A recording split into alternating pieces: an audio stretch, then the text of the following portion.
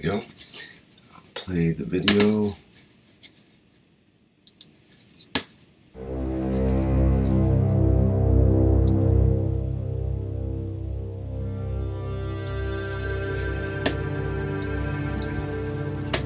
You have people listening from every corner of this planet. No knowledge has been dispersed so beautifully, so balanced across the planet, on this planet ever. Maybe in the universe.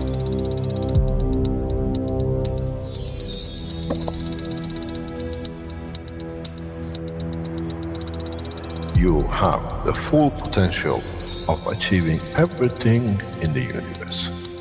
There is no need and there is no reason for man not to achieve.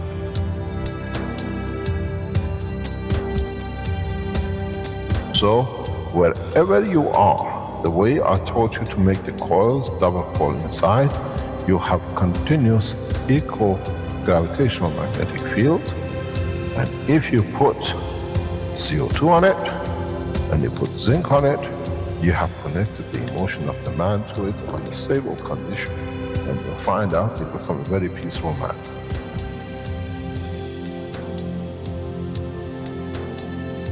Here, instead of having galaxies and universes and creating connection magnetically, we have used the matter state gravitational magnetic field strength to dominate and dictate the shape of the plasma.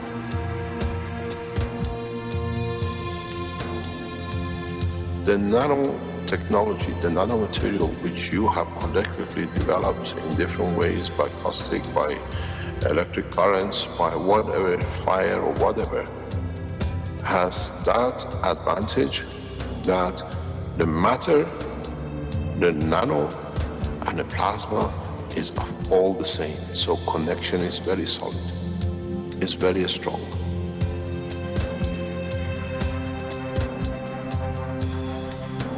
The power of the plasma technology, the way we have thought, is beyond imagination of the mind.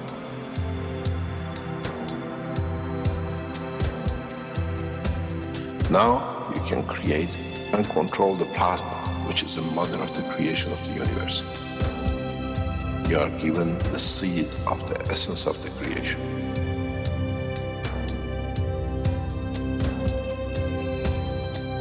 The foundation does not belong to no one and is not made of one anymore.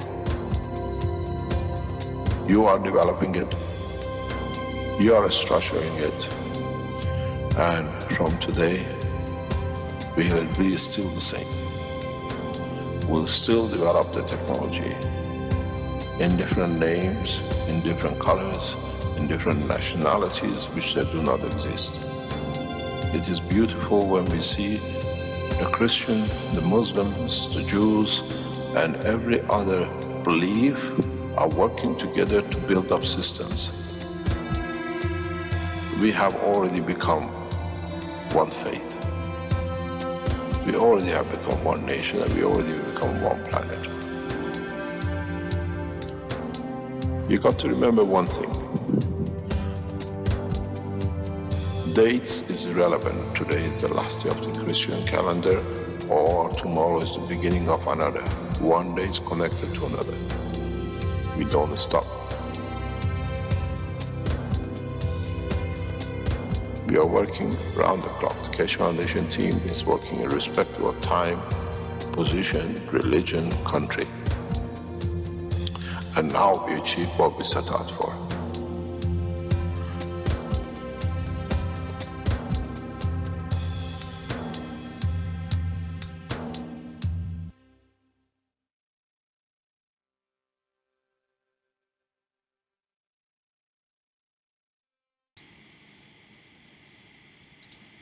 Okay, well, welcome everyone to the Keshe Plasma Reactor group for Tuesday, January 26, 2016. Decodez, I have to mute you because your microphone's been open twice now. Thank you. And welcome everyone. We'll have the usual smorgasbord of who knows what having to do with plasma always, and not sure how we're even going to begin other than this lovely video that's been put together, and I think Pia and Elizabeth were doing some work with that. It's very lovely. Mario, do you want to say something about that? Actually, I just came on. I'm not sure what's going on, so Okay. hold on a second here. Did you miss the video? I guess it was pretty cool in terms of production values, I think. I missed everything. I just gone online about an hour ago. I just saw you guys were online.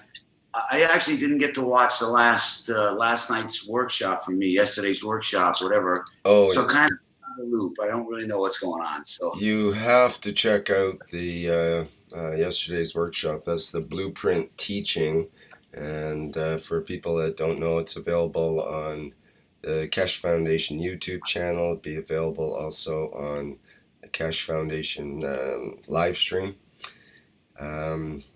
As well as possibly other places by now. It's a pretty powerful teaching, and it ended up in taking things, I think, to a whole other level. We're definitely we're definitely not in Kansas anymore, Dorothy. It's a whole new ball game now. Well, Max sent me a text message last night. I couldn't get online.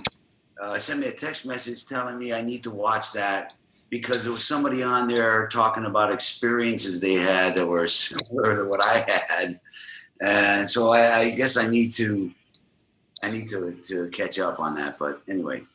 Yeah, definitely check it out. It's a long one. It's 7.5 hours altogether. And but if you have to only look at an hour of it, say, then check out the last hour. Probably would be the most important in a way. Although Mr. Keshe in the earlier parts of the video also reveals a number of interesting things, such as a cancer. When you call it processing device, which has 12 sets of coils on each of these panels, and you stand in between these panels that are directed at your body, like with these 12 coils in each panel, and that helps to balance out the body's energy fields and so on, and create this plasmatic flow, which and when it's tuned properly, it should be able to, and apparently can, dissolve cancer and that kind of thing. And it's touted as being a device that can heal, or let's say process, not heal, virtually any disease in a sense, because it restores at an essence level, at a principality level that just gets everything reset back to its original form, you could say. So that was pretty amazing. It's mostly Ren in the Philippines who's working with that device right now, and I think they're going to enter into production at some point. And people would be able to have these in a home, or make your own, or perhaps from a kit. There's lots of possibilities. Still lots of research has to be done, and it's amazing wide open area that way. I mean, anybody who would like to get into a whole new area of research, there's a number of similar systems I think will be coming out in the next while. We'll see fields being used for healing. And I think I've seen recently, for example, there's a health pad that has a battery attached to it, and the health pad actually develops a plasma field, and it actually glows, purple and the whole works. So it's a plasmatic field, and because it's a room temperature plasma, it's able to immobilize all viruses and bacteria and leaves a clean surface. So it's useful, for example, in people that have burn injuries and they need to keep the burn site clean without bacteria and so on. They sometimes use ultraviolet lights and so on for that, but this is one step further, having a plasma field with a battery. But as far as the workshop last night and so on, there was many things revealed. There was we got into some pretty intense conversations.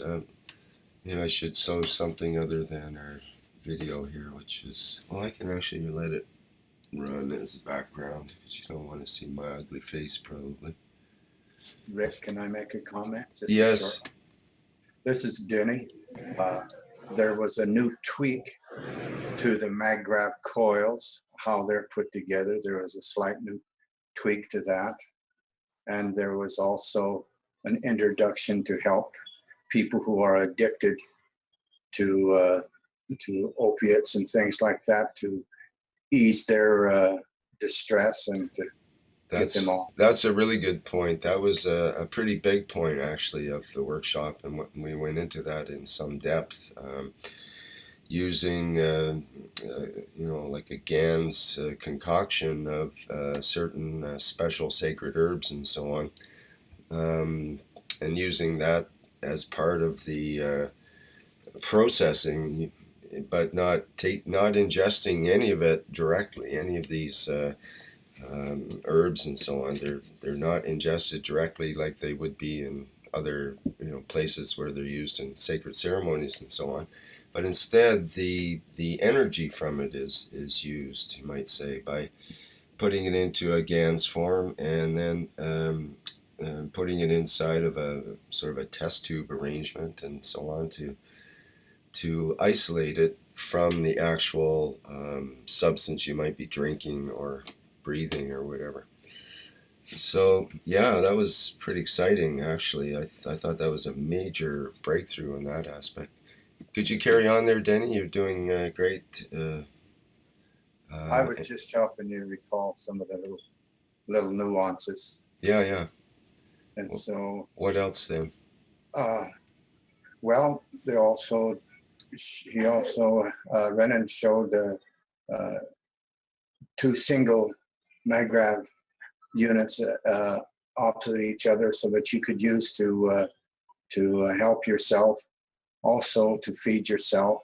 The main the two powers also, they helped you physically, but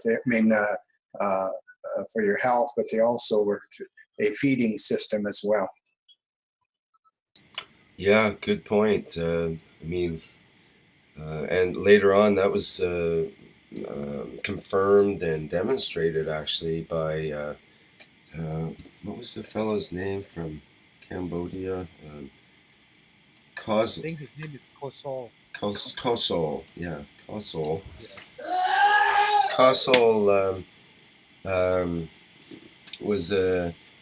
gave a good demonstration of how to interact with your plasma reactor, your plasma power supply, you could say. It was built just a slight different than some.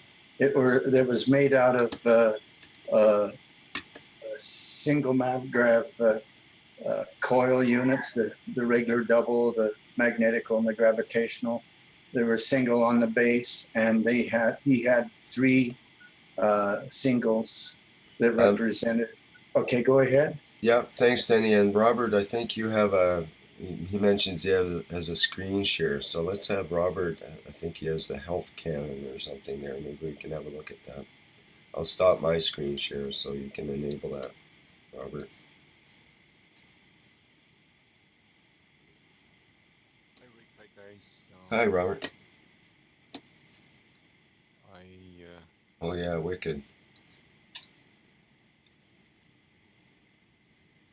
I don't know if I haven't watched the whole workshop from yesterday, but I don't know if they showed these that I made for Armand.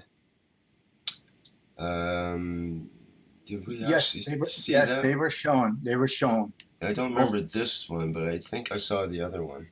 Well, this is just a flip over, isn't it? Yeah, these were more photorealistic. Boy, it is quite, isn't it? I think they might have That's the one. I shown think this that's the one we saw. Yeah. Yeah. I later send them the better ones, but I don't know if they showed these or not. That is so nice. It does look photorealistic, really. Wow.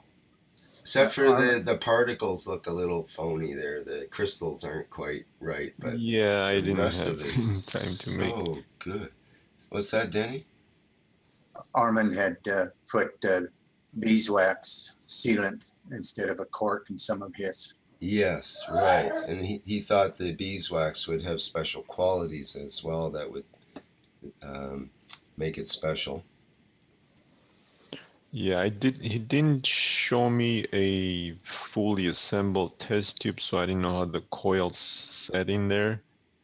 I think they should be more. This was very realistic. Out. Yeah, this the way is I very remember realistic to what he had. Yeah.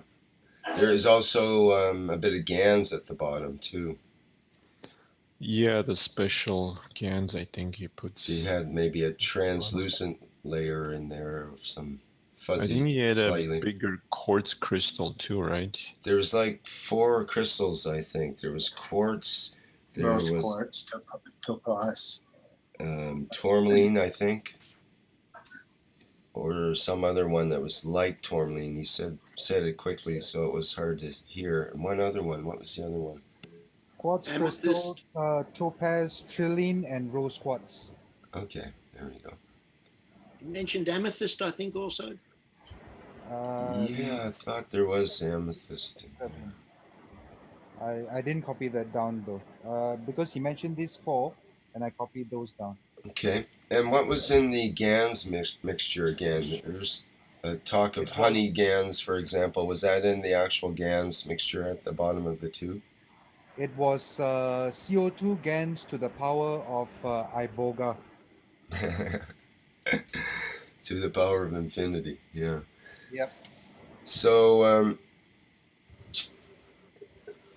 okay, so just so we can explain to people what we actually did, or what he actually did with this test tube, was the test tube was put into a glass of water. Very simple. No direct contact with the water, only the plasmatic fields. And so he drank the glass of water. I think he had 2 glasses altogether.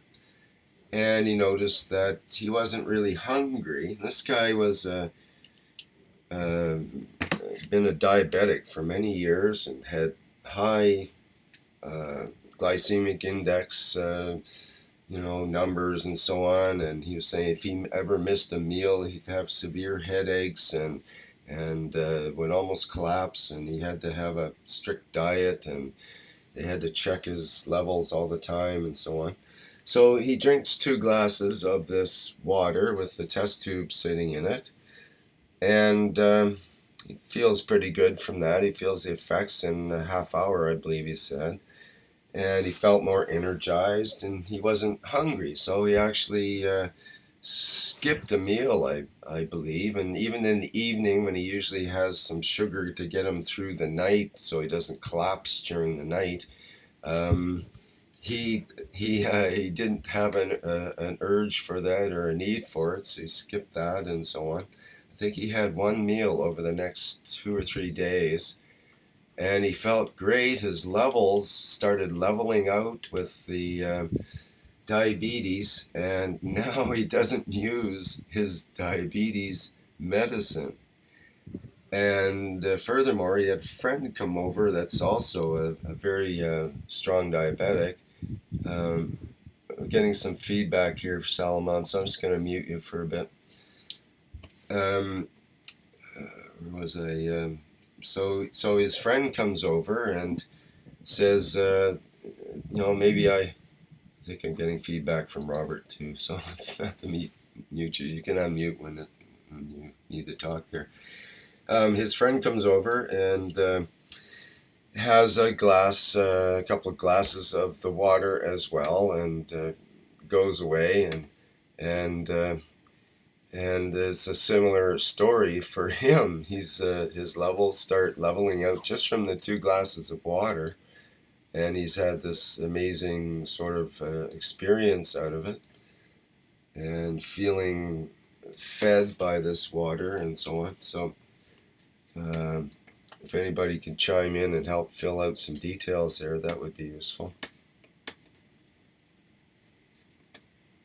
I think the friend mentioned that he did not have to take his diabetic medication from that day onwards. For the next 2 or 3 days, he didn't have to take it. That's right. That to me is, I mean, when I first heard that, I couldn't believe it. But on the other hand, I can believe it, because that's what I've always believed about fields, and that's what we've been experiencing and been taught, and everything else from the Keshe technology. It's just simply amazing to seeing it work in that way. To, ordinary science would shake their heads. Doctors would freak out if their patients weren't taking their medicine and suddenly felt way better. This is very revolutionary. It's incredible. He'd been doing his diabetic process for 7 to 10 years, I think, something like that. Yep. Friend. Yep. Taking the medicine every day, and having to have really watch the levels all the time, which are skyrocketing and dropping and so on. So if we can get some more actual testing done in terms of, they have computer programs now that follow your blood sugar levels, and special ways of testing it without drawing so much blood and so on. So it'd be great to see some graphs of, people taking this processed water, and just watching what happens inside their bodies, doing some actual testing on it. I see Narek has his hand up. Go ahead and speak there if you like. Hi guys. I was just I watched it today. I'm about an hour and a half left on the whole teaching from yesterday. It was really interesting. I enjoyed it a lot, and I myself I'm more towards the health, because I practice past life regression. So I have lots of clients in that area. So the health is really what's really I would love to concentrate on that side of health technology more. But as I can see that, I mean, it's everything. I'm actually enjoying everything with the Keshe. And I was just going over my notes here from yesterday. It was 18 lines for the coils, 14 gauge copper he was using, and for the crystals he was using quartz crystals, diamesis rocks, topaz rose quartz, and iboga. That's what was said.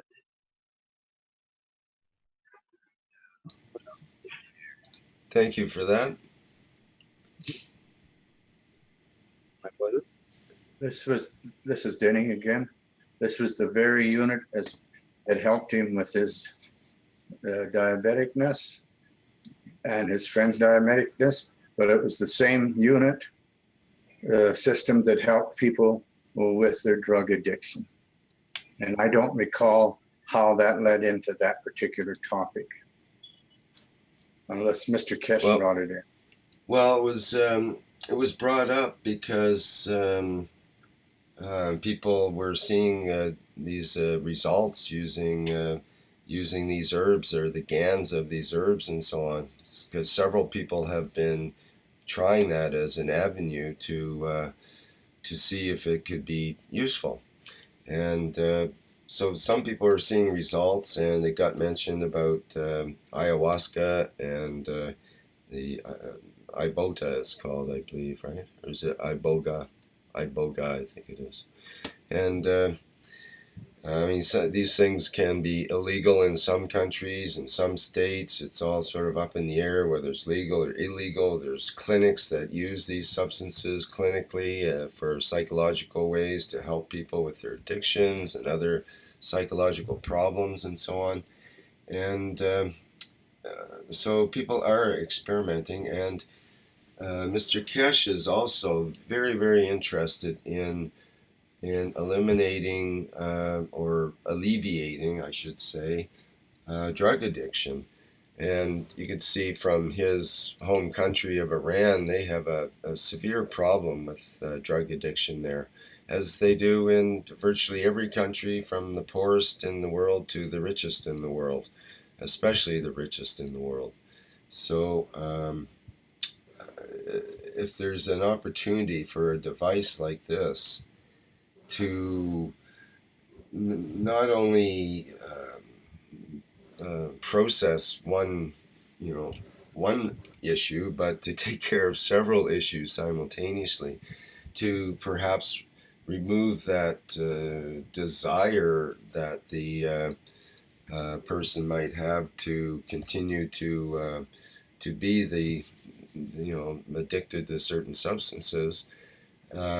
They may become somewhat addicted to this tube or to the water produced by this tube, but being addicted to water is not too bad of a thing, I think. It seems like a suitable way to get off of other addictions. hard to argue with that. You have to go to Wateraholics Anonymous eventually to kick your water addiction. I'm addicted to air, actually. I can't do without it. I don't know what's wrong with me, but I just have to breathe every so often. There's supposed to be a unit coming up that'll help you with that. Mr. Keshe made a point that it was the addicts aren't so much suffering because they're stoned or whatever they are, but it's the families and the friends and the stealing money to get the drugs. And I don't know about anywhere else in the world, but round where I live in the Gold Coast in Australia, everybody's addicted to something. And there's robberies and there's muggings and people driving their cars erratically and all sorts of damage being done. And it's all because of the black market money, and Mr. Keshe said that all goes you know where. And part of the process of getting rid of are those that would control us, because they've used drugs. They brought China to its knees in the opium wars, and without naming any names, there's big banks involved, and it's all, I think, all part of the process of cleaning up the planet and making us free. Good point, Doug. Yeah. Mr. Keshe encouraged us to hurry up and make some of these units, get to know how to do it. And I guess the information is hopefully what's going to be put on the blueprint, through the blueprint system. Yes, I believe so. That should be available probably within a few days or so, and hopefully at least, and we'll definitely push for it. Yeah, what a change this could make, instead of getting into expensive drugs and other types of treatment. What if this really was a viable way to process and fulfill also that emptiness that people feel that they have to do the drugs in order to try to fill that empty hole or whatever. It's a rough kind of world out there, and people get despondent for lots of reasons. And perhaps if we take away many of those reasons, such as poverty and malnutrition and lack of basic things in life, then there'll be less tendencies to be addicts and to start with. And with tools like this, it should facilitate a smoother transition into a more peaceful and more invigorated and alive life. So looking forward to that. Actually, it's all part of the plan, the way I see it. So yeah, I think this will have to be mass produced in many ways, and just many tests done as possible, so we can make sure it's completely safe and also, works. If I might slide in here on a practical note, while I was watching that last night, I couldn't see how they stabilize these coils. Well, that's a good point. The question did come up, but I didn't get to ask it. One thing I was wondering is the red and the blue lead in this picture, would it still function correctly if they were actually wound around the central black lead? That would stabilize the coils and make it all one unit. I don't really see that as affecting the device at all. So you're saying to roll the blue coil, say, tightly around the black coil, and then the red coil tightly around the blue coil? No. Right at the end there, right where what's pointing towards you right now, where the straight wires come out, where the plasma is emitted. Yeah. If those ends were continued, like squeezed down and wrapped around the black to make a little coil right at the end, that would stabilize the coils. You'd be able to get them all nice and neat and well centered, and they would stay in place. I didn't see in the practical unit that he had how he kept everything together. Right, because I'm pretty sure all three ends were sticking down. Go ahead. Yes. I think it was where he had the looped ends at the top of the situation. They were, I believe, touching one another and held together in a way. I'm not quite certain. That's only from like a flash memory. Right.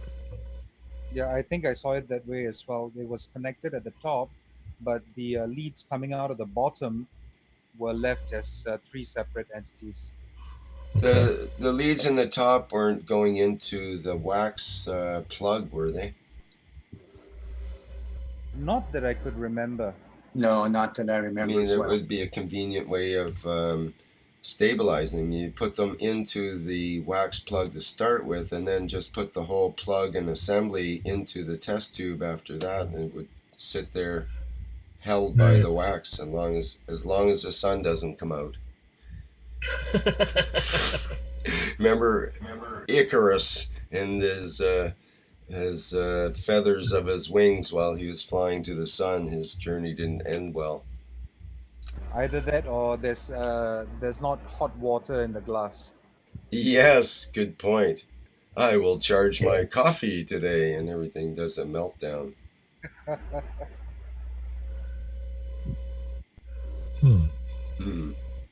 I'll have to dig around and look through that video again when I can see again. It was a long night last night. Yeah, I didn't get a photo of the assembled unit while I was making this to make it more accurately, but I'll ask him. I'll ask for a photo, and then I'll update this model and maybe post it or show it next time. Yeah, because when we saw the photographs of the coils laying out, there's going to be at least 1 millimeter between the inner and outer coils, and at least 3 millimeters per side around that pin. So there's lots of space, lots of slop in this thing, and something's got to hold it together. Yeah, I made the coils according to his measured dimensions.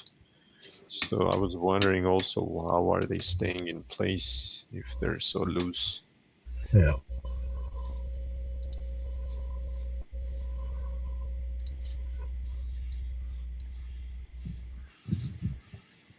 Okay, any other details anybody can remember about that? So we can just pass on now while we're into it. There was another thing that he had done. He made smaller smaller units and dropped them into the plastic sports drinking bottles. Right. Yes. And Yes. we didn't get to go into that very much. Mm-hmm. That's one of the things that he's been doing as well, is making them so you could just drop them in your store-bought and plastic drink bottles.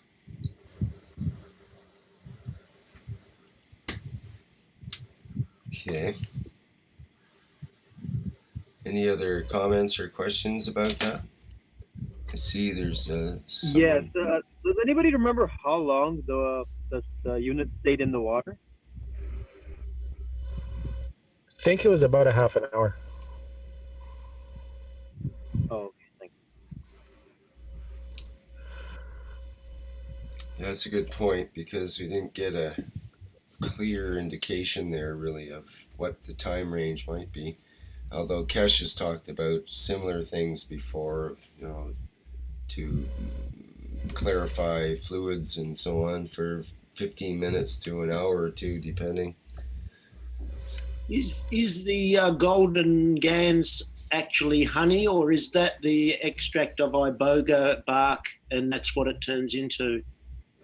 That was the iboga tea while you're making your CO2. Yep. Right. They just called it the honey pot because it looks like honey. I think so. Okay. Yep. And you could probably do that with a number of different things. Pretty much anything you could think of that you could make tea out of would probably work. Didn't he say he actually used a tea bag as well? Isn't that? Well, you is used that what's a in coffee there? filter like a tea bag. So yeah, there is some Okay. infusion there, definitely. And don't forget the scourers, the copper scourers. I thought that was really, really important when Oh yeah. Yeah, good point. that went into the tea bag also, I think, with the iboga bark. I don't remember that.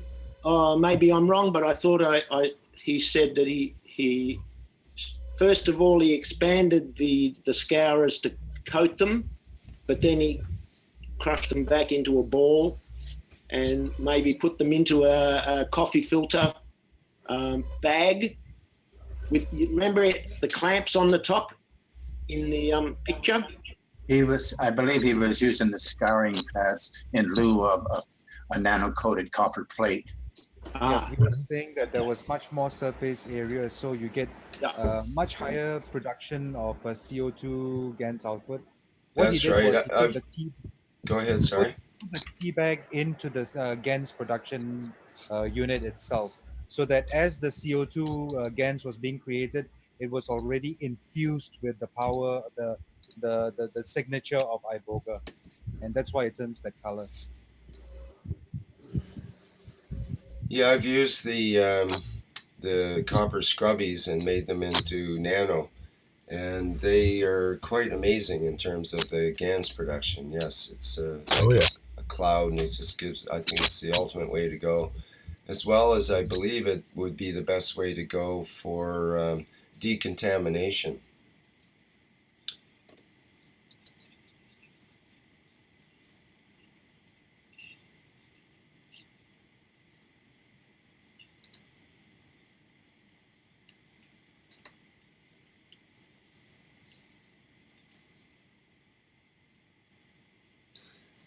Yeah, it's all about the surface area, and once they're nano coated with the right kind of coating, different coatings, different copper oxides have different surface areas, so they're more efficient and slightly more efficient, like probably in the range of 20 to 30% in terms of the best and worst copper nano coatings in removing, say, lead ions or whatever. But all of the copper oxide, like I mentioned in last workshop and a couple of others, all of the copper oxide and any of that black copper stuff will remove heavy metal ions from water within in less than an hour. Over 98% of the particles will be gone, and in 2 or 3 hours, and by 4 hours, 99.99 to close to 100% of the particles will be gone, depending on the exact configuration of the setup and so on. But it's pretty amazing. There's no other substance that is so inexpensive and so efficient to remove heavy metals from aqueous solutions.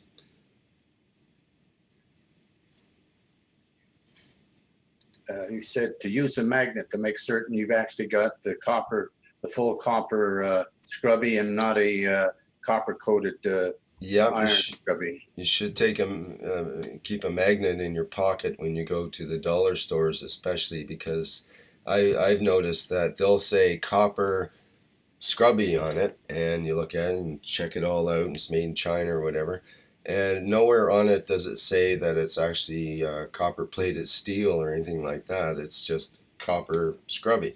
So you think it's copper scrubby, but if you have a magnet with you and put the magnet on it and it sticks to it, then you know it's not a copper scrubby, it's a copper plated one. And what happens then is if you go to use it to scrub your dishes, it works good once or twice. And then all of a sudden you have a rusty copper scrubby because the copper wears through and it starts corroding on the iron or steel underneath. So you can check it that way. Make sure you get your copper scrubbies. And they also have, occasionally you got to watch out, they also have copper-plated zinc scrubbies as well. The magnet won't be able to detect that, but that's more rare. The good ones are usually, get them one at a time, and they're brand name through a better source than the dollar store. But if you're lucky, you can get them at the dollar store too. If you find them, buy them in bulk, because I think they would be probably one of the more useful items that one could have in an emergency situation, let's say.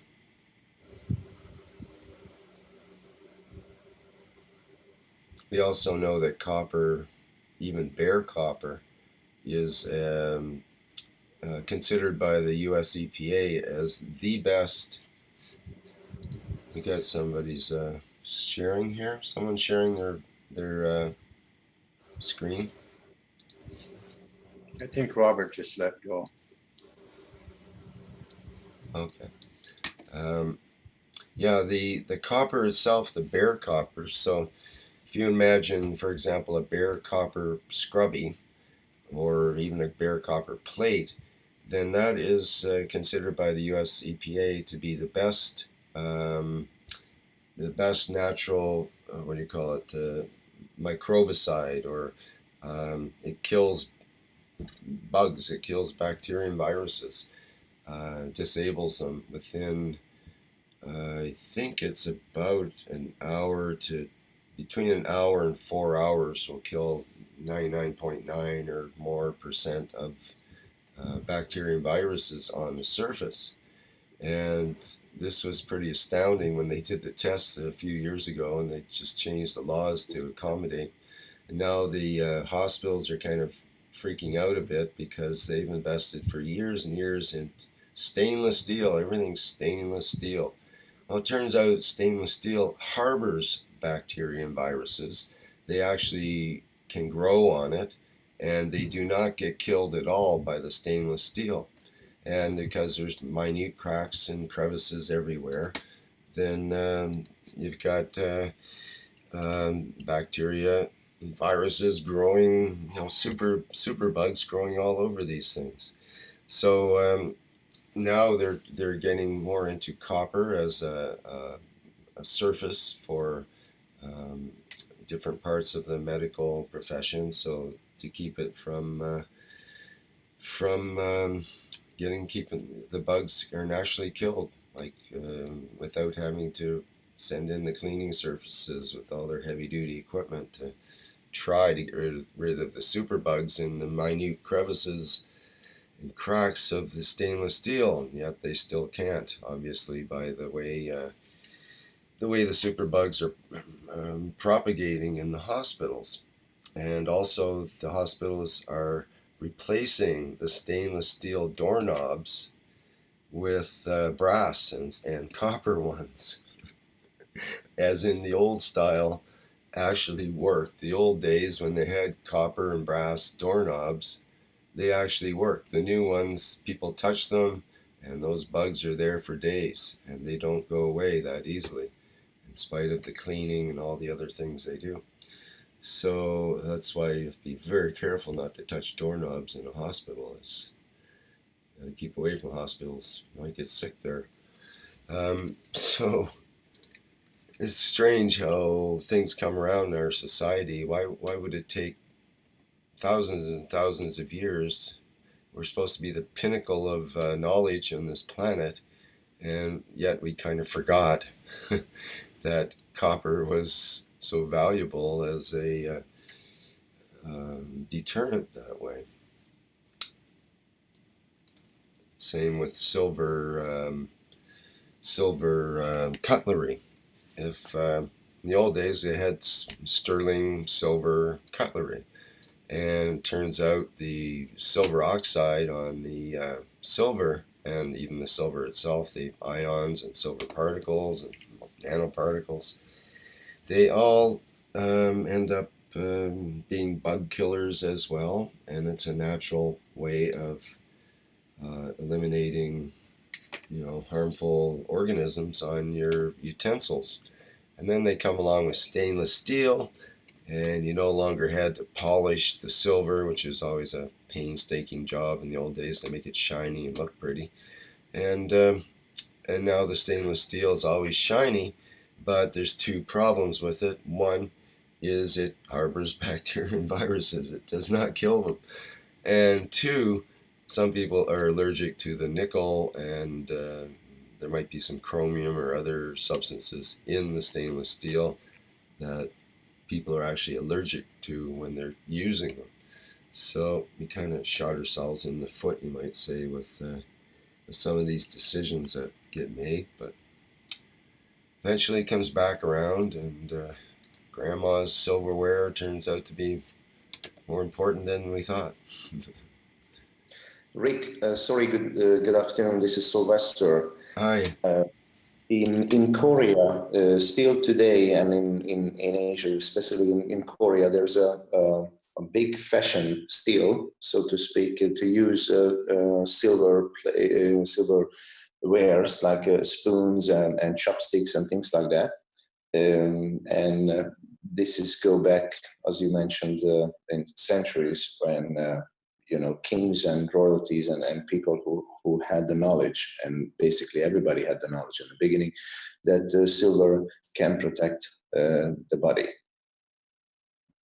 when they are eating. So they're still using this. Everybody who get married, they're receiving from parents and from friends a silver foodware like spoons and chopsticks. They not use forks and knives, obviously, but everything else.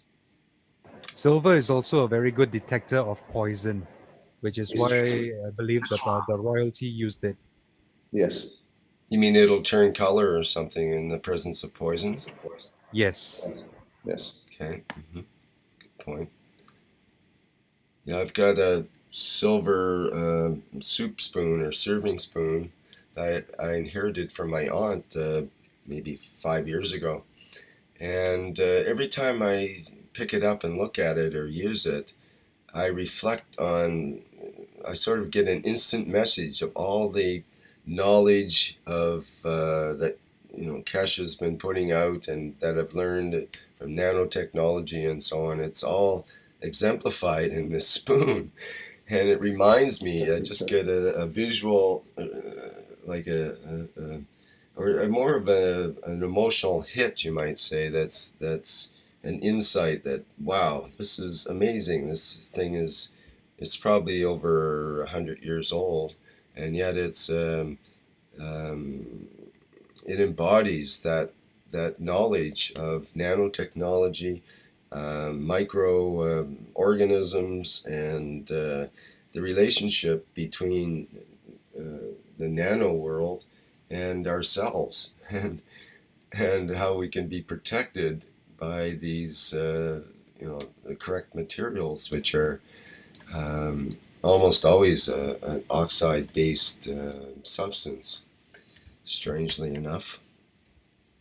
And Giovanni had a few days ago very interesting teachings here in Italy. He mentioned 30,000 years ago, 35,000 years ago, and a little bit less societies, they used gold heavily, and not a clear pure gold, but they had very interesting, strange combinations of metal.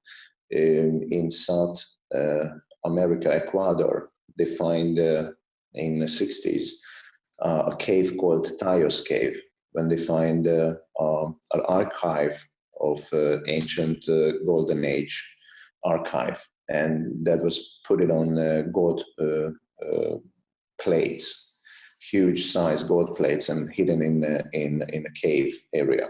But around before Jesus, a few thousand, there were tribes of people in Asia. There were huge, large societies. They used the gold very well, and they had the cups and all the plates, all the things.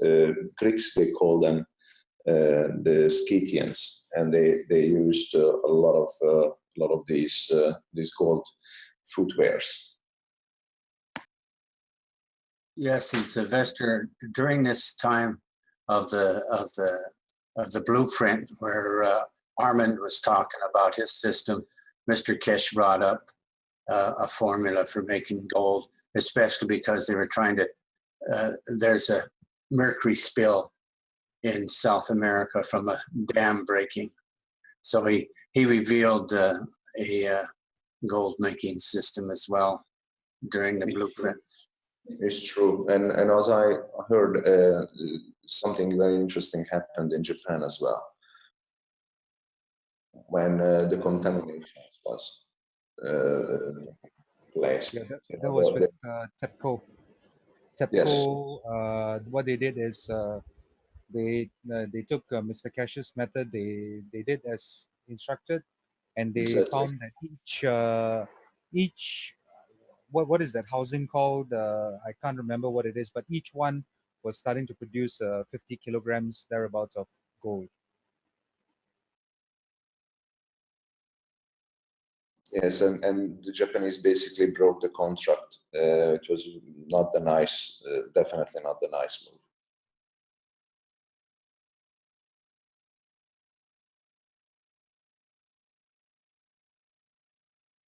The formula Mr. Keshe gave yesterday was copper oxide GANs, CH3 GANs, and CO2 GANs, and mercury in the presence of radioactive contamination, and that would what gives you the sediments of gold. Yes, he mentioned tritium, which is a hydrogen, but it's a radioactive hydrogen. And he said you can find that in seawater fairly easy. Correct. So for these areas where there's mercury contamination in the waters, the ganses, when they are put into the waters, they start to convert that contamination and radiation.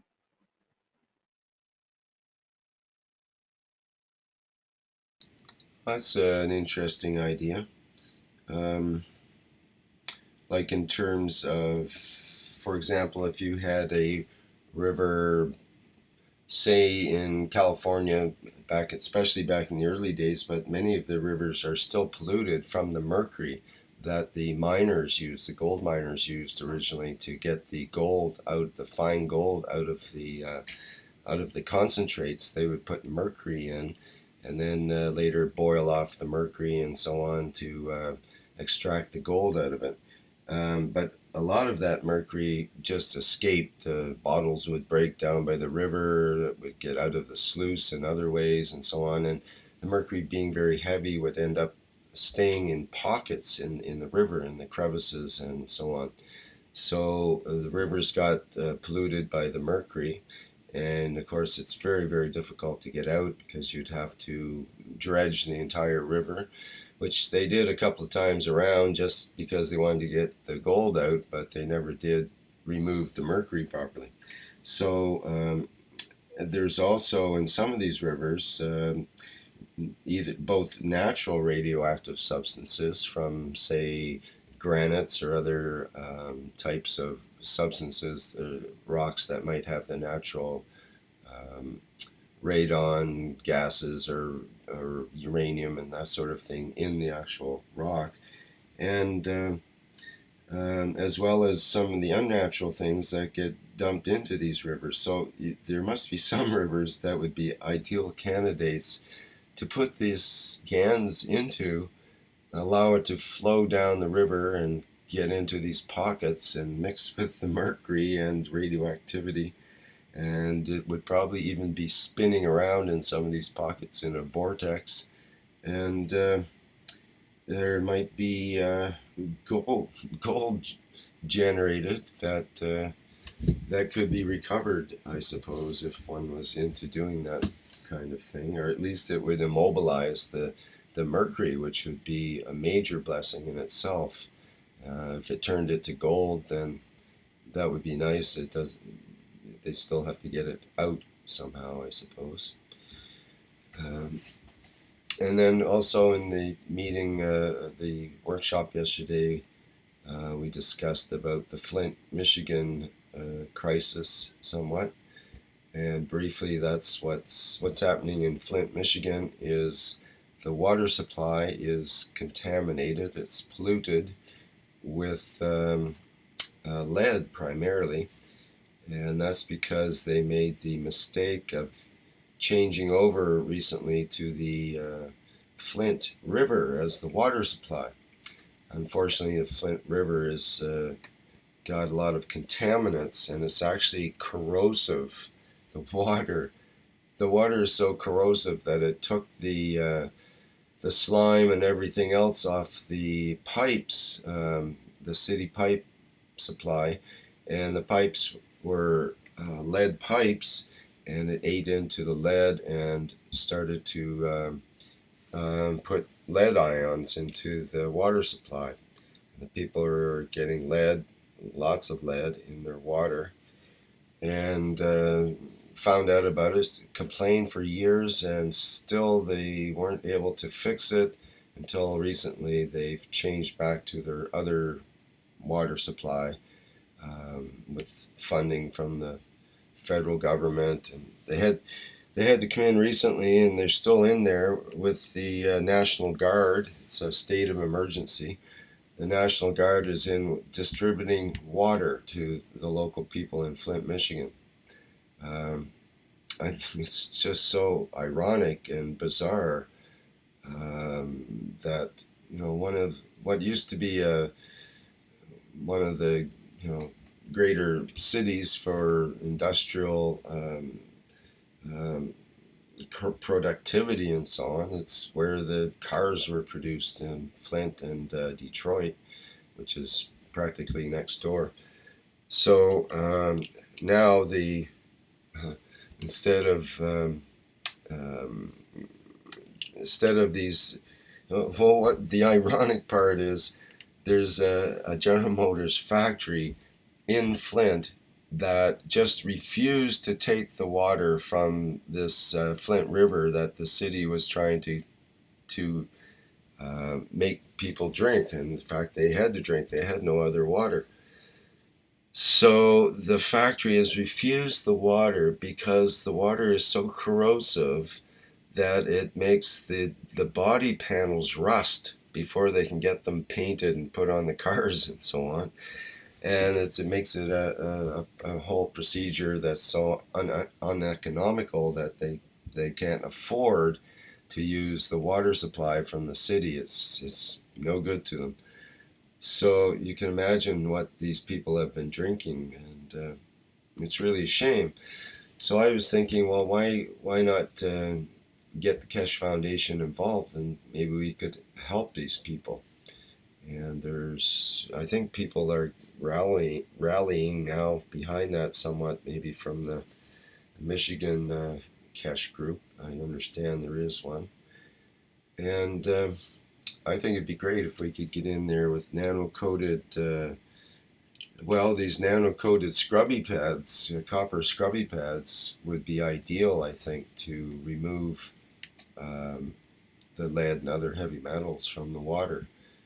It just seems like a natural. You want something with high surface area to make the process go quick, and it would pick it all up. And with the scrubby pads, it'd probably be fairly easy to um, uh, recover the lead and other heavy metals and then get them off the scrubby pad through another process, perhaps dissolving it in caustic or an acid, say, and take off that layer and then re-nanocoat it again and get it out there again to back to work.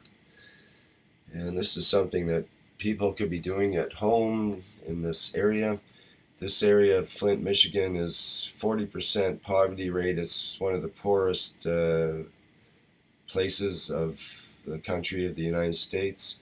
And it's also almost all black people, and they're poor, so they've been neglected and ignored. But this is not the first time and not the last time that this will happen. I think the Keshe Foundation and groups have to be on their toes and watching for this kind of opportunity, because it is an opportunity to go in and do some good. And people like Mike Nasheff and many others, Renan and so on, they do a lot of work to provide health devices for people and help them with their health issues. So that's that would be a nice project to do, I think, to have a what do you call it, a sort of an emergency team ready to distribute devices at a moment's notice. Hello, Mr. Keshe, is that you? Yeah, I was just called to tell you that, and you mentioned it, so it's good. Yeah, well, that's the way things are going. Something which went in my head yesterday and the day before. We need a huge package, people ready to move. This is what we said, we keep packages for emergencies. Mm-hmm. Yeah. But now I just had what I say, our enemies always serve us. And they have put a list up of tens and tens and tens of Keshe Foundation groups around the world with number of people who are involved in them, 1,500, 3,000, whatever. And we just received it. And it's amazing how these people work and how they are. So we have the manpower to start stacking up emergency packs. Maybe we have to decide what we need to have now with the system we put out yesterday. Can we make a kit available? Especially like the water purification system, like the pads. Maybe in the teaching tomorrow we discuss and set up an organization for it. Well, certainly the products are rapidly being developed. There's people all over the world are taking your ideas and just going with it. Like Renan, for example, is so prolific. He's got a new device every day going on there, it seems. And you multiply that times about 100 all over the world. There's many people and probably labs that we haven't even heard from yet. There's at least a dozen new people every week that have things to offer, it seems. And it needs to bring coordination. Yes. It's just a coordination, which is because it's something new and it's rapidly growing. It needs coordination. Now we announced a way to be the center, worldwide center for the governance. So we'll see how much we can bring in. The facilities here are different than the rest of the world. And Mr. Keshe, could you mention about that a little bit so people know about what you're speaking of, this new center city, actually. The city of Dubai carries from 100 and over 180 nationalities. It's already multinational, so every nation is here. We came here to establish the Keshe Foundation. I gave a lot of background information that we will announce it. We had a choice between two places, China and Dubai. If you move to China, we work in a territory which is not, what do you call it, acceptable to the rest. Dubai is a cosmopolitan, and secondly has the facility and is on the edge of science city. We moved here over a month ago to analyze if it was the right decision. I came here for that purpose. And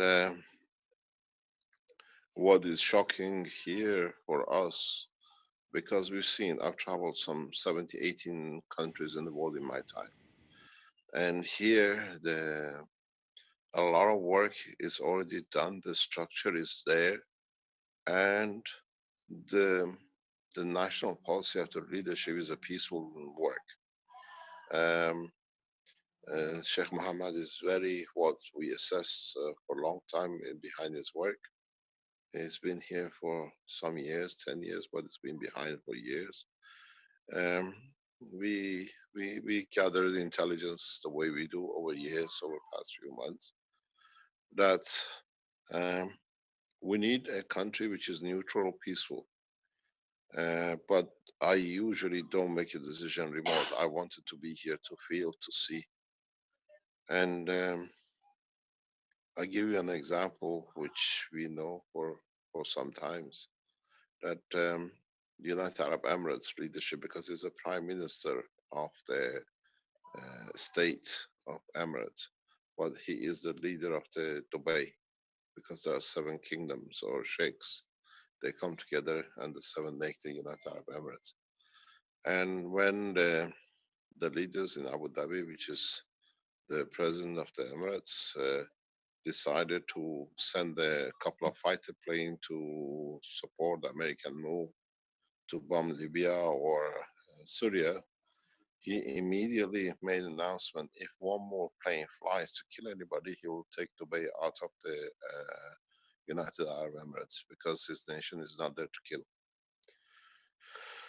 And that stopped American putting pressure on the Emirates for arms. This is the way we work, and now we have meeting with the officials, we're setting up things. But my way is I let things to happen the way it's supposed to, not pushing it. And in the coming time, we will establish the World Government Organization, which means I'll explain more this tomorrow, but maybe I'll give you an insight to it. We do not go, the governments as they run, they can run. The Keshe Foundations around the world will establish the parallel government around the world as one nation, not as a parallel to the government. So in a way, we have no parallel. We are not fighting with any government to overthrow, but we work within the structure of the United Nations of Nations, not United Nations as office, as Keshe Foundations, to start appointing and bringing about peaceful transition. The peaceful transition is in a very simple way, that we bring new taxation, new governance by peace, that all the finances will be spent on the peaceful application, supporting each other. At the same time, opening the, what I call the frontier door into space technology, through bringing man in line with or in touch with what is known as a bigger family, united family, universal family. We, at this moment, what I call the bribery of taking over one nation or another will not be there.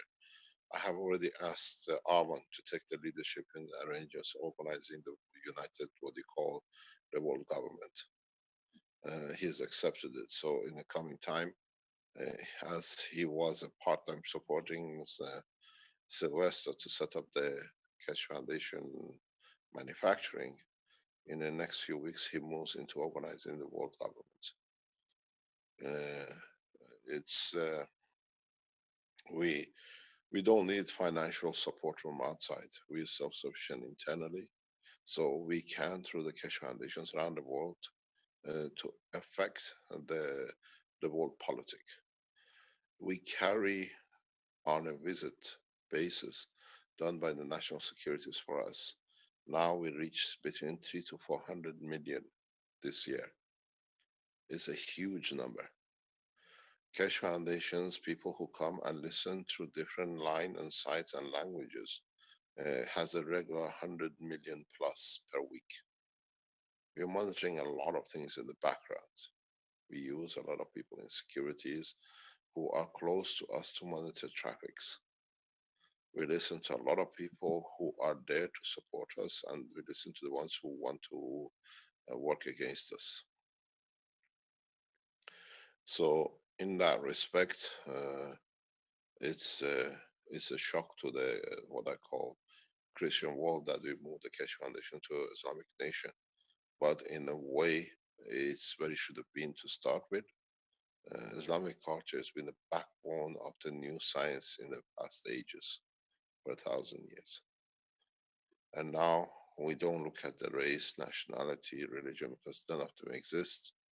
I consider Dubai as a position, as an international position accepted by all the people. And in fact, if you look what we hear, what we see statistically, Dubai is in a very funny position.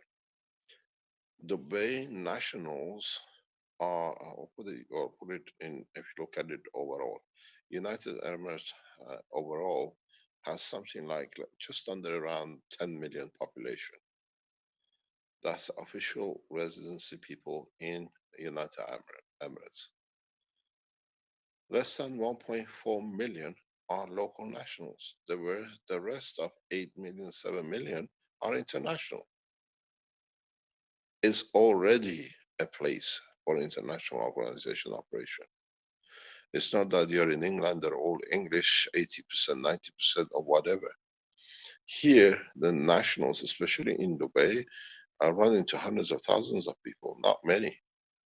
But the city carries about 3 million, 4 million people. So in a way, we haven't moved in a direction of out of line, but we moved in a direction where world community has already accepted integration of the races and nationalities. It's very easy to operate. Where in Italy and in Belgium, we always had the racism and opposition to the foundation in different ways, especially in Belgium. We received a lot of support in Italy, a lot of support directly from the offices of the government. In the background, they talked to our people. In the background, they interviewed our people, thinking that people don't talk to us. They literally interrogated closest people to the Keshe Foundation for half an hour sometimes, to understand what is my plan and what I see and how we embedded ourselves in Italy, if they're going to support us or not. And this was done by the office of the Prime Minister. So we are getting reports back what they're planning, and we received a lot of support, but never they came directly to sit and talk with us what they want to do or what they want us to do. But we receive a lot of support. That's why the Keshe Foundation in Italy will stay where it is, and we support it, we expand it. Keshe Foundation in Italy asked Giovanni to start teaching, putting workshops in Italian on Saturday and Sundays, where it doesn't interfere with the international teaching. Because he's traveling all over Italy and he can fill the room of 100, 200 people, the auditorium every weekend to teach, and people will come. So now we've done the same thing. Valletta stays at the headquarters of the Keshe Foundation in Europe, and we take over the whole building gradually in the next few months. And I've asked Lisa, they already had a meeting, a couple of meetings this week. After Chinese New Year, we announced the teaching center of the Chinese language in Shenzhen Education Center. They planned it the way they see that they want to do it, but we opened the same parallel teaching 7 days a week, teaching online and teaching with the students in the classroom in China. but Dubai had to be chosen. Literally it's the only true cosmopolitan nation which is active, is brand new, and has no problems of the other nations. It's been built to be the center of the world government because the world population has accepted and built it in the past 10 years. It's not something of ancient times people were here. And the city is beautiful. The people, the government is receptive to new technology and understanding of, okay, we have United Nations in New York, but it has nothing to do with the operation of the American government. We established the world government in Dubai. It has nothing to do with the governments of the Emirates. But in parallel, it brings a lot here, and it gives us stability. Mr. Kit, go ahead, sorry. Carry on. I was wondering if the Keshe Foundation will be joined by other organizations that want to get together to form this government, or will it just be organized by the Keshe Foundation alone there? That is a decision we have to make as a group. That's a decision which lies between you, Vince, Armand, Brett, and people who've been on the top. How we're going to approach it? We put a meeting on, we decide. Okay. In a way, that's the decision making by total of the Keshe Foundations, what I call the management team.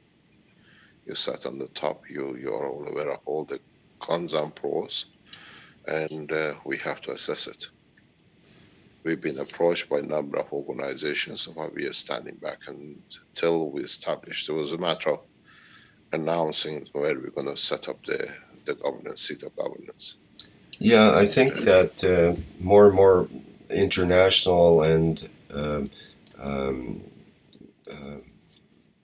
both from countries and not just from countries, but from like what could you say, more organizational than country-wise in terms of their source.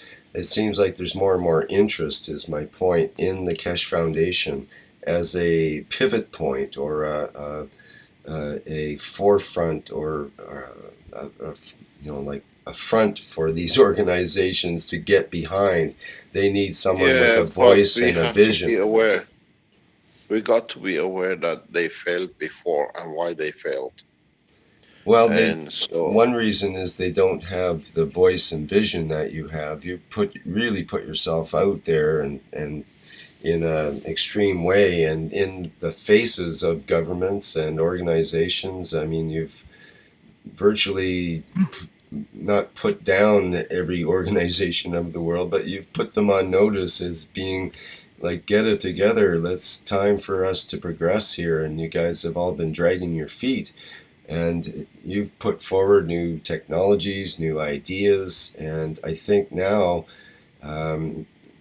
where they may have been seen as being a little crazy in years past, now they're looking at it as being a lot more rational, and it's appropriate for this time and place, where it was too advanced for the way people were 5 and 10 years ago.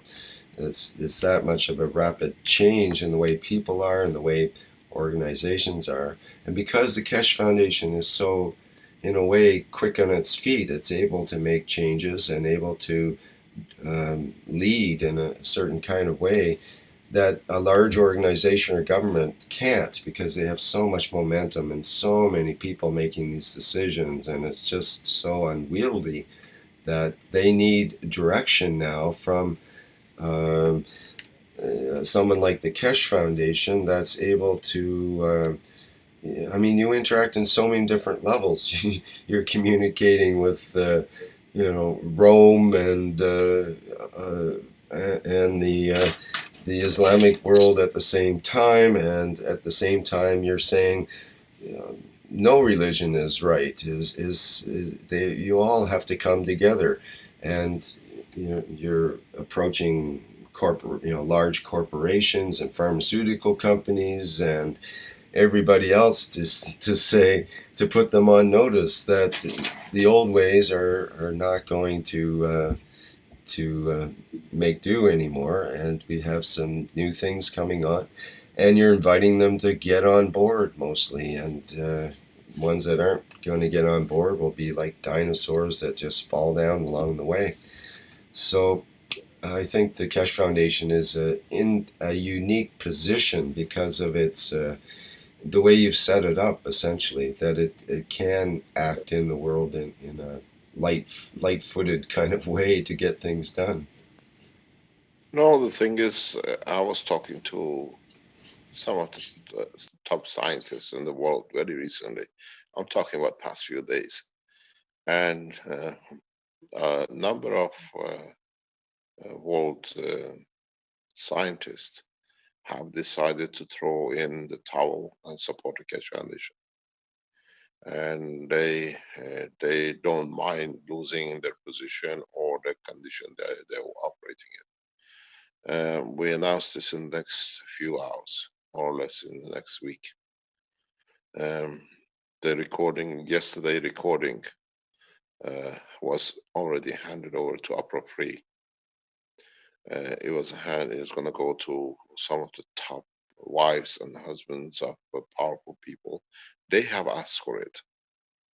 There is a plan set up not by us, by the people from outside, which are literally debriefing us. We have no say in it. Opera Free was given the full recording of yesterday workshop.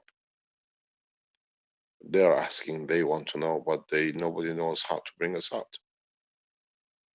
In a way, why we ignored it, in a way, what is going to do. But we are in a good position that we can't take what I call the dead bodies with us, like Greenpeace. The Greenpeace has no room with the Keshe Foundation, because I know deeply how and where they're involved, and if they come in, they will destroy us from internally. We have to watch the number of organizations. We are very peaceful, but they have a hidden agenda. We are aware of their agenda. That's a decision that, as I said, the top group in Keshe Foundation, in the coming days, we have to sit down and go through it and decide. We've been approached by 2 or 3 organizations worldwide who want to collaborate to operate. But if we allow them, they can bring us harm. And if we stay strong enough, would they support us or for them to achieve what they want? This is one of the problems which this situation will bring us. But now we took our time, and in so many ways, in the coming time, we'll see that taking time was good or bad for us. But we know world leaders are watching us clearly, very closely. We know world leaders are monitoring the way we are operating because we're affecting them. And they know we will stand up as a not a national government, but in a way, I was explaining this a couple of days ago. They don't see us as a danger, but they see us as a way to solve their problem. They appointed United Nations and they created a bigger problem for their nations. Through the Keshe Foundation, they still can run their nation, but they can be proud to be part of a bigger structure that they can serve the nation. We give them a leg to be up than trying to cause problem different. So in the structure of the way we ask the Keshe Foundations to be set up, and Brad and others in the background are vetting it and sorting it out. And we will bring the Keshe Foundations more or less for every nation in the next 2 or 3 months. And then it's the Keshe Foundations who will appoint their ambassadors to the government. We already have the structure in place. The people of the foundation, they decide. And in that platform, it's chosen by people, not by governments. And then the structure sitting in Dubai will make the decision in respect how people will receive what they receive and how we open the contact doors. We are about 6 months from the final point, June, July. This is what I said. If we get it right and don't rush, we'll decide the American elections. And through it, we'll decide the rest. There is no way I can see any of the present two will run for presidency when somebody in the state will stand on the ground of peace and understanding that the peace, the way we have offered it, can create more jobs. We're going to create huge amount of jobs, a huge amount of people helping each other, a huge amount of no need for money to create classes. This is what a lot of you don't see. I see the future, what's going to happen. I can see how people will work. They'll be as busy as any other time. They will not have time, but it's how we spread the time. There'll be some people who will abuse it, without a doubt. There'll be some people who will bring into it. But by the time they get busy in that direction, we open the space technology into a universal community. We need to establish the Keshe Foundations, and we need to make the condition acceptable internationally as one government. And hopefully Arman has that, what you call, the grain of salt, as I call it, to bring this on. And this is important. In a way, we don't need, just because we started it and we seeded it, to stand on top of it. We allow the people to create their own direction. And this is how we always been. So when we set up the national government, so international as one nation government for the planet, none of us need to stand up as to be the head. Most 100% not me. We are there to structure it and then let the people follow it. And that's how it'll succeed, because it'll be done by the people and it'll go through the people. And it'll be connecting directly to what our plan is, opening up the universal community. That's the time when you see the opening. United Nations never succeeded, and we never managed to open the channels. So we will choose the seat of the government in the next few days. We announce it, and then we choose how, collectively, we can bring other groups who are in that direction to be allowed to be brought in. We don't look at a government like, let's say, the government of Iran or government of Turkey or government of Iraq, and then ignore a huge Turkish community, which is a government on its own, between all three of them. The foundation has to cover comfort of the nations, not divisions of lines. You will see a different structure will come up. This way, we destroy borders. And then when there is no border, there is one nation. People choose according to the language they're comfortable to be in that Keshe Foundation. If they feel comfortable in two languages or two cultures, they can sit in both of them. So there is no line that the French live this part of Belgium and the Dutch live the other part. This is how we make one nation. You feel you're Armenian, but you live in Los Angeles like Arman, and you feel you belong to, you sit on both sides. You operate in both Keshe Foundation the way he's doing. Loyal to his language, loyal to the way he lives. We take this border barrier country away to the feeling of the mother language. And the Keshe Foundations are set up that way. It will go that way. That's why we're trying pushing through the Chinese and the Spanish and what do you call it, Italian. You're Italian anywhere in the world, you can join it. You don't belong to a part given. And that's what I said when you say we change. We go by language. We go, the language is the best than nations. And we announce this, we change it. Because now we live all over the world. If you live in Dubai, you're Chinese, but you don't sit in China. But you're still part of the Chinese community worldwide. This is what is going to come. There is a small adjustment, and that adjustment will destroy the borders, national borders. John in the live stream mentions that China is setting up a UN replacement in Shanghai.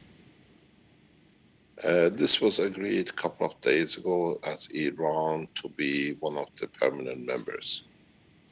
It's called SC something. That's why the Chinese president was in Tehran last Friday, and it was announced. That still is a political based. It's opposition to opposition. It's not gonna sort the problem out. Is the way, in a way, they have one, we set one opposite to it, and China now has the muscle to do it. In the coming months, we'll meet with President Xi. We are about to receive an official invitation to China in the next 2 or 3 weeks.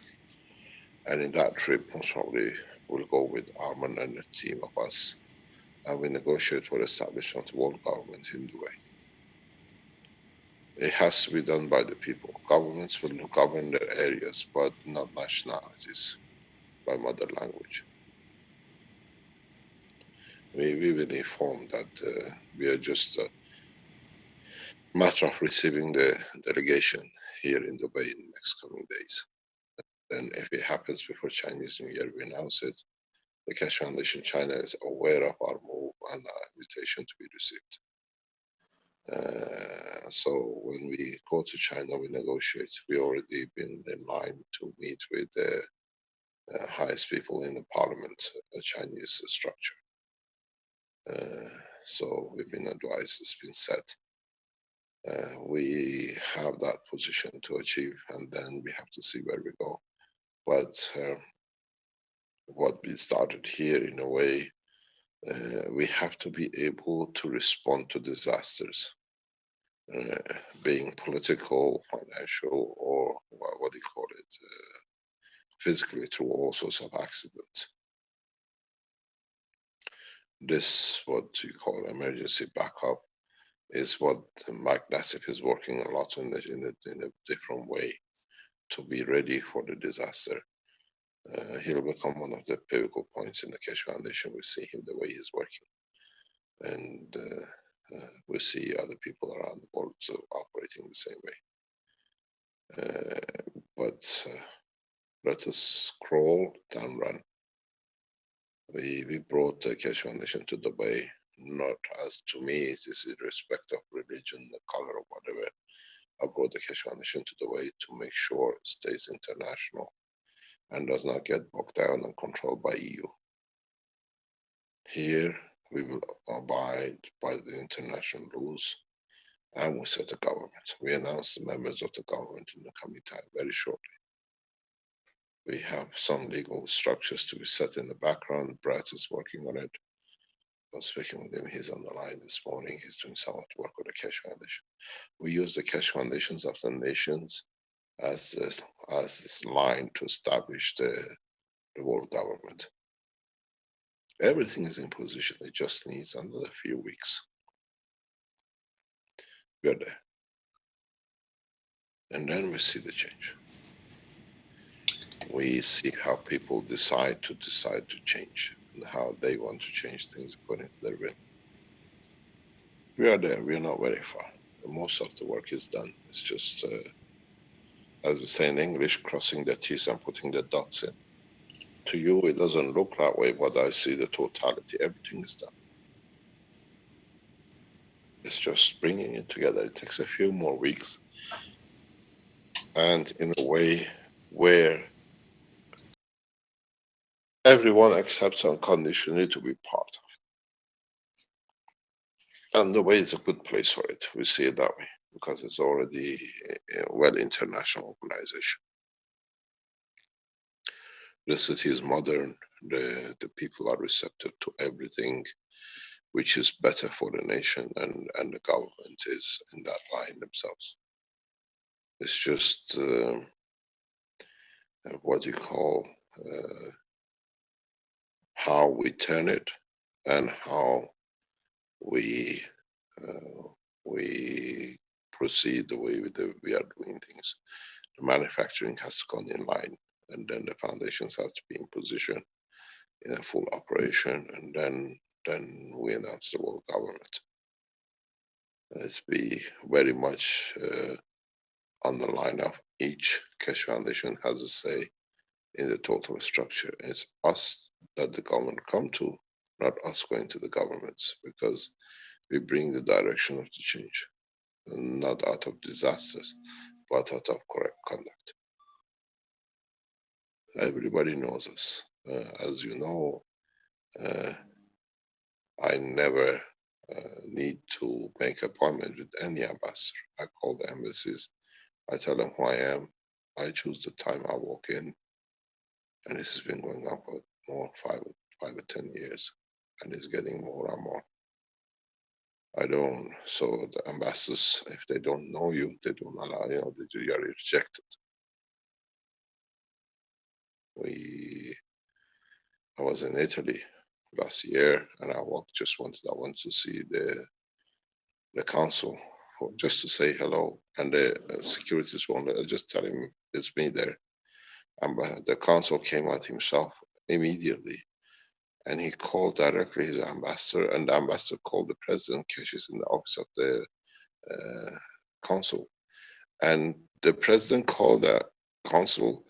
I don't believe he's there. Can you take a picture? They had to take a picture of me, sent to the president, and he said, just tell him thank you for supporting the humanity. That well we are known. So they know for our correct conduct.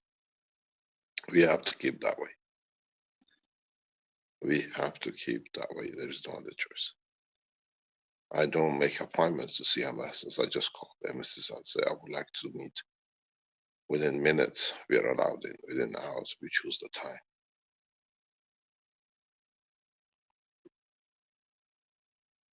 This is how everybody knows the change has come, but we have to be correct and don't become arrogant and know our position. But at the same time, if we let go, I pretend to be the way we are. We have to be. But we are very strong.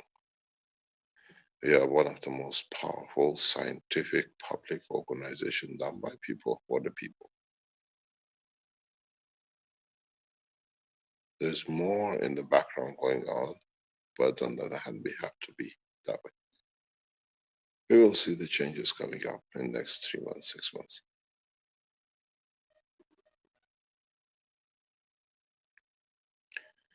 I tell you one thing, I'm already organizing the meeting of the world government in a hotel. We already spoken to the hotel management. They can accommodate thousands of people in their structure. So we know where we are going.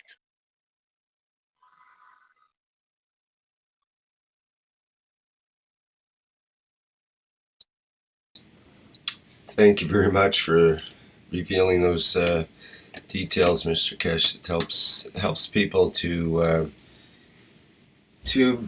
sort of be inspired a bit that there is things going on in the background. There's a lot of action going on, and their feelings, that it just confirms their own feelings that they know there's big changes occurring in the world now, and with both individuals on a personal evolutionary kind of basis, and with corporations and governments all over the world. They're all becoming more fluid and forced to communicate with each other and so on to cooperate. The strange thing is, I used to fly to meet people. Now they're flying into Dubai to meet us to see what it can be organized. We did not announce it in the background, but people are flying from all over the world here who ask. They know we are here to meet to see what we can do. And this is a change of course. in a way, they see they see we are correct, and we're keeping it correct. We're sharing it freely. We don't go out of our line to harm. We do a public opening. We destroyed a lot of patent restrictions, which was the biggest problem for the government. And we are demolishing barriers in a way. So as long as we don't make the mistakes of the other organizations and groups who've been up and they're getting more with government, we will succeed. And I kept the structure that way. I kept the structure of the foundation stays totally through its own funding. When they can control your finance, they can control what you. This way, we as a Keshe Foundation worldwide control ourselves.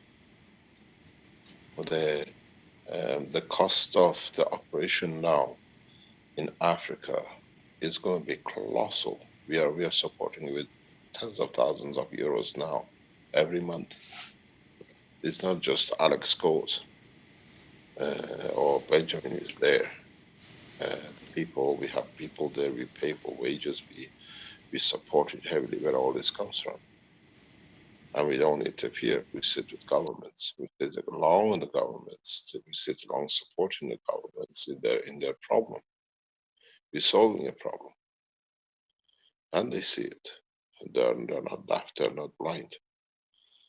So this is where we have to stay independent, and in our independent to be correct and open and don't become arrogant. Then we'll succeed. And you cannot control us. Because you can control through finances, and we have that independence.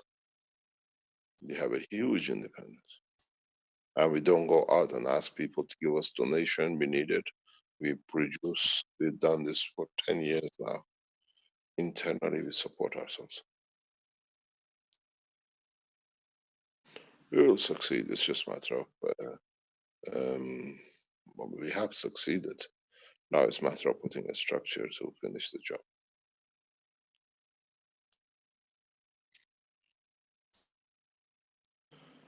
Any questions? Otherwise, I've got to go.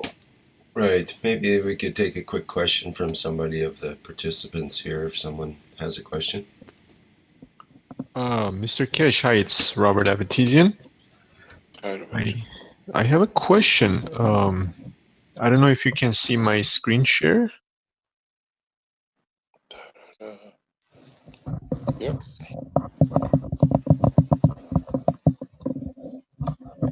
You can? You can? Okay. Yeah. While you were talking, I had this idea. I had it earlier. I just, I started modeling it, and it's basically double walled cup with a ring, nano-coated, I guess, copper ring, and these coil pins. And I don't know, it just intuitively, I kind of thought of this idea, but I don't know if it has any use or any benefits of doing something like this. We have to transfer the energy into a GANs to be able to use it. This would be sitting in a GANs between the two walls of the double walled cup. Arman has already done a number of these. Yeah. And what do they do? Is there any special use for them? Yes, but we have to say how we're going to use it. Arman has built these cups. We have cups with the wires in it, and we monitored it, but we never. These things are like cup of lives, but you can specifically do it for certain problems.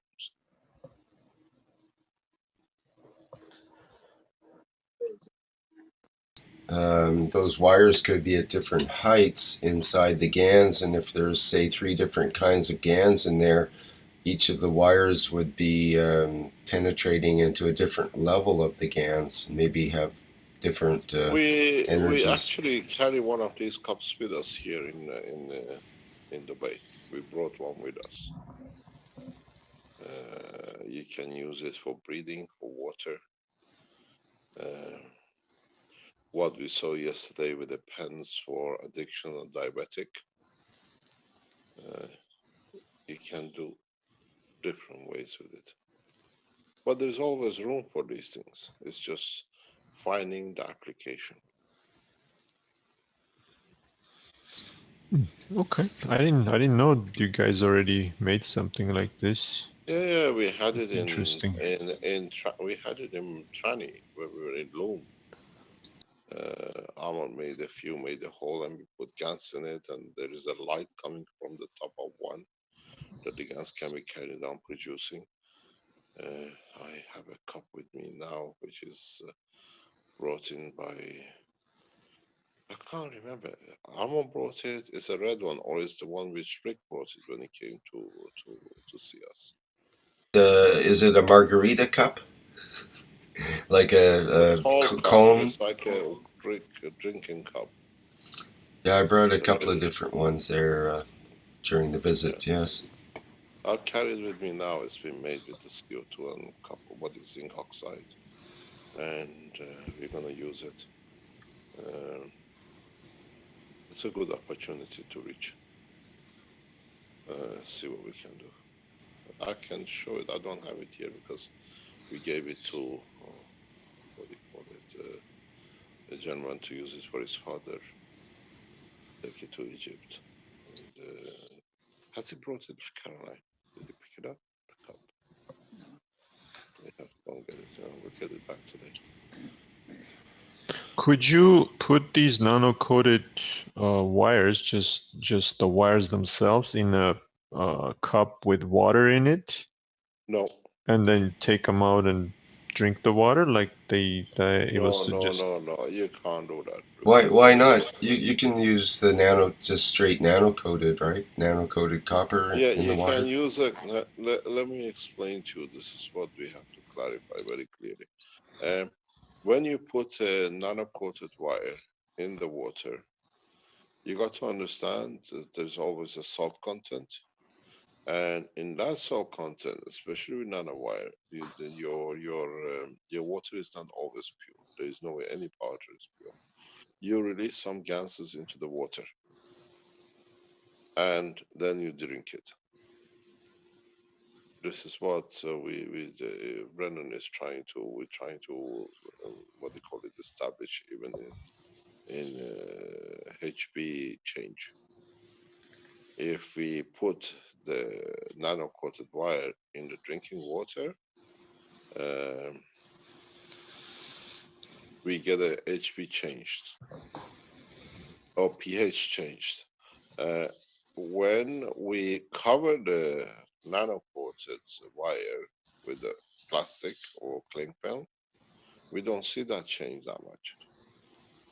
As I was explaining to Caroline yesterday before, is the current through the layers releases the nanomaterial in the GANs, and it's the GANs which does the change, which we know.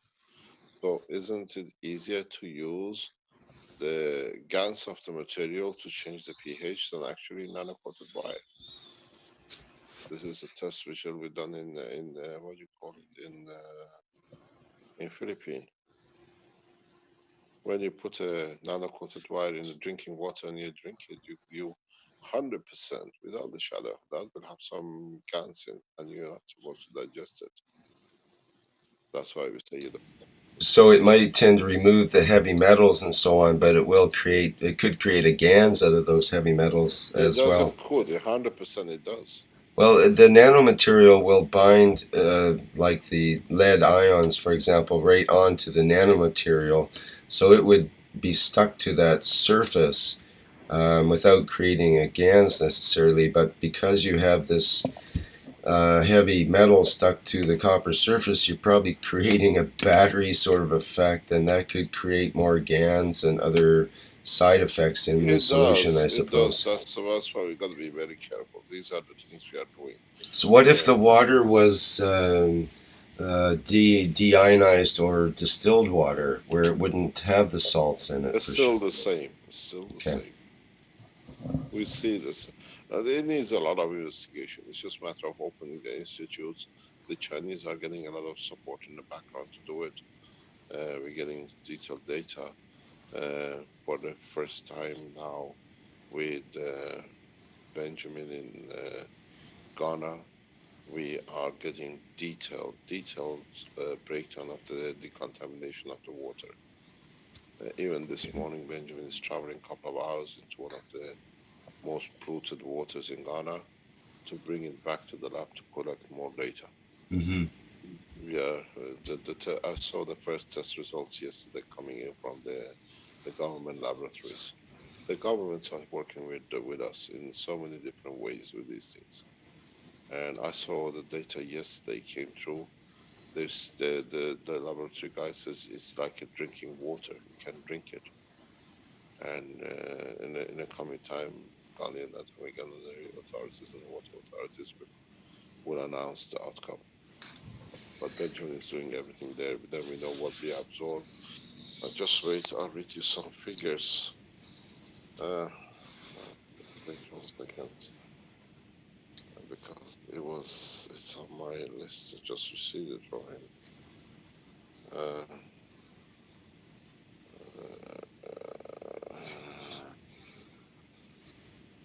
me see. Gotta get it. You'll see the results are amazing. What is coming up? I cannot go back. How do you go back to look at another? You can't go on the Zoom because it's in Zoom chat. The data is very detailed. Every water from which river they tested and what is the data reading. Mm-hmm. They start gathering water from more or less all over the Ghana's capital to test because they see the changes. We release it as a research from Africa in the next week or two. So it's in that condition. You have a salt. You cannot. Wherever you have a salt and you put nanomaterial, you 100% produce GANs.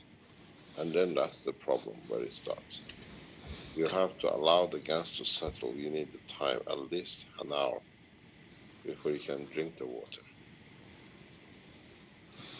Okay, that's a good point. I'd like to do some more studies on that as far as some lab stuff in the future as well. I think that would be quite interesting. We are receiving governmental lab report. It's done. It's researched by them. So we'll see what happens. Okay, well, we shouldn't. Go. Don't forget, I'm teaching today, all day. So I've got to go and get ready. Right, I need to get prepared as well. So. Okay, I'll speak later on. Thanks. Okay, thank you for dropping in, Mr. Keshe. That was great. Great. Thank you. Bye-bye. Thank you, Mr. Keshe. And Robert's trying to insert his test tube into the cup here, it looks like. Oops, there it goes.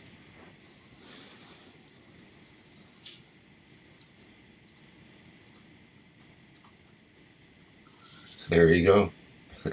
Nice. I love how you're able to do things on the fly here now, Robert. It's becoming a quite a smooth process in a way to develop on the fly with group,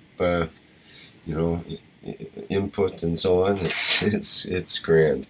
Love it. It's a good time for me to practice. During the day, I don't have time to. Yeah, right. If you're in the middle of a particular project, you can't go fooling around on the side, moving things around and playing with it. So. Yeah. Okay, I'll stop sharing. Okay, so I'm going to have to end things for today. Well, Narek, you got your hand up there. I didn't see it before. I'm not sure if you had a comment for Mr. Keshe or something else. Yeah, I did. But I guess he was in a hurry. I didn't want to. He was busy. Yep. But you might know this, Rick, from yesterday's teaching, where he was talking about the health unit with the stacker that had the 6 on one side and 6 on the other side. What my question was, when he was saying, when you, let's say, had a ailment on, let's say, the pancreas, for instance, or cancer, where you were supposed to direct the field, let's say, from the bottom of the for the stomach, and then from the other side you direct it. What my question was, or what he was saying was you balance out the fields from this side where it had the battery, the split battery that went on onto the other side, and then it released it from the other side. What my question was, how do you adjust the fields? He said you adjusted with the movement of the coils, but how do you actually decide that that movement is correct for that body? Well, I know that people like Renan often use they work with certainty, and they work with knowing, and that enables you to just simply know what to do by intuition or feeling kind of basis. You know that it's best to rotate the healing pan in this direction and not the other direction because it feels right to do that. It feels correct. I know that's a lot of how things go are that way. You might also note any changes in the patient. They might manifest some sort of changes, and maybe they feel better, or suddenly say, oh, the pain just disappeared. The pain just, yeah, that's exactly what I figured, but I wasn't sure. I was like, I would like to ask that question to Mr. Keshe, but anyway. Well, yeah, for example, when Kosal was interacting with his reactor toward the end of the workshop yesterday, he would simply, as soon as he had the thought of, I need to have food, and then boom, he would not be hungry all of a sudden, or I need to heal this part, or I would like to, have help to heal this, and so on. Whatever he asked for, he got it virtually instantly. And he mentioned there's 3 different modes of interacting with the machinery, you could say, but it's basically the plasma, the plasmatic field. Mm-hmm. And one was through feeling, and one was through visualization, and the third way of interacting was through speech, through hearing words, or whether in your head or actually out in the space, depending, in the actual room or whatever.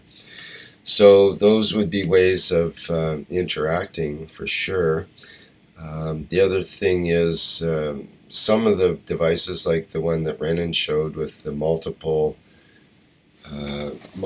reactors on each of these panels, and you stand in between the panels, it gives more of a general field that's sort of for overall healing, and resets anything that's not lined up with that field. It just it's sort of a self-correcting thing. But Rick, there's a helmet involved as well. Yes, right. There was the helmet. Mm-hmm. And also the control systems were tied back somewhat into, Keshe mentioned you could run these 2 reactors here and these 2 over here, and create cross fields and so on. Once you understand how all that works, I guess definitely we need to gain more experience with these systems, and hopefully get some actual testing done so we can point to some scientific test or something that says, look, you see, I told you so. Yeah, I'm going to be working on it for sure. I'm going to be building it. It's on my list for sure. I think it's on the list of a lot of people right now. This whole thing of cancer, virtually everybody you speak to who's got any kind of concerns about health seems to have problems with cancer, and all their relatives and family and so on are dying or afflicted with cancer. It's a really big deal. And if we can come up with these systems that actually do work in a very positive and efficient way, this is biggest news for humankind in a long, long time. Yep. So, and if it can be done by people making them out of their homes not in some fancy factory with, you know, all the latest high-tech equipment. This is even more revolutionary. This is literally a ground up, from the ground up type, you know, roots revolution of where grandmothers can sit at home and wind their own coils and make their own systems, which they're literally doing now. And you know, it doesn't. You can be a housewife, you can be a teacher, you can be a student, you can be anything you want virtually. If you can use your hands and head a little bit, you can create these things.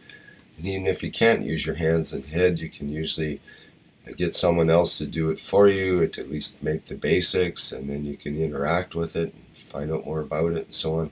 It's a wide open world. We have so much available to us now to play with. The two systems that Renan had and Koso had were to be, Mr. Kes suggested you combine them, also combine them with the flight system. Right. Koso.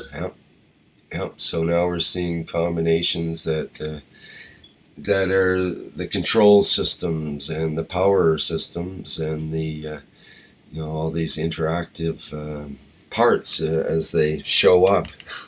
People are working on their parts and they think they're doing the whole thing, but they're actually just doing one part that's ready to merge with the next part, because we're all connected in one way or another. And that's the fascinating part. Actually, we're all working on this big unit, you might say, that's combines all the parts.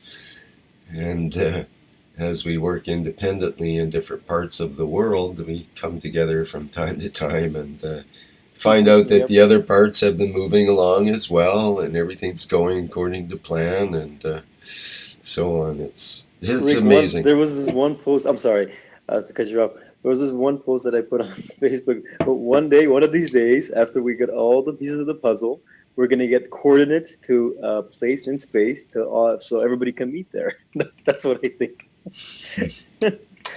Yeah, well, maybe those coordinates are just for our coordinates right now that we meet with is called the Keshe Foundation, and that's sort of the umbrella that more or less the excuse we use to get together. Seriously. So if we didn't have that, we'd have to have some other umbrella as an excuse to get together to do the same thing. But I think it's great. It's you know, we're doing it on Earth, but it's not really Earth. It's in a virtual space. It's in another world that we interact.